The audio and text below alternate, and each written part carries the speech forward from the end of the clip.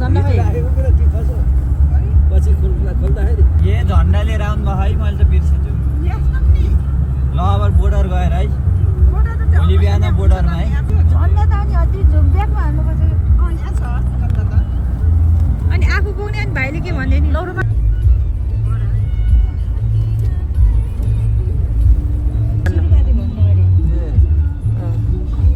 यहाँबाट भगवान चाहिँ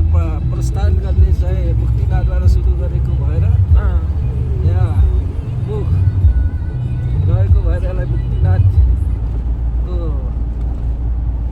प्रसिद्ध भयो अनि गएर हाम्रो म्याग्दीको डेनीमा गएर गला झरेको होइन गलेश्वर भयो त्यसपछि फेरि अनि मिरायल अनि दिदी हुँदै त्रिवेणी धामसम्म प्रस्थान गरेको भएर यो धामहरू धार्मिक तीर्थस्थलहरू बनेको होइन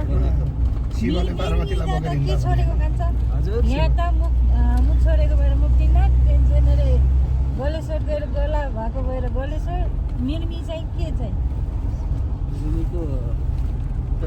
मिर्मीमा त अब मगर भाषाले त मेघ भनेको त अब आँखा मेघ भनेको आँखा दी भनेको पानी भयो रिक भनेको रिक्दी भन्दा भन्दा रिदी भएको हो अरे के त्यहाँनिर चाहिँ रेड्डी भाते रेडी भयो रिक्दी भन्थ्यो अरे पहिला पछि रिदी उयो बागलुङ भन्दा भन्ने बागलुङ भए जस्तो कि खिङ्गा गाउँ माथि आइसकेपछि यो सबै के को रुख हो यो घाँस कस्तो उसको जस्तो के पलमको जस्तो काँडावाला के अरे मायाल के भन्थे नि मायालको रुख जस्तो तल्किनु घरमा बिचरा यो गाईलाई जाडो भइरहेको कुचो गरेर जिङखिर भाषा मुस्ताङ राजाको दरबार अरे फाइनली हामी चाहिँ यहाँनिर यो मुखिनाथको यो पार्किङमा चाहिँ आइपुग्यौँ अब यहाँ चाहिँ पार्किङ गरेर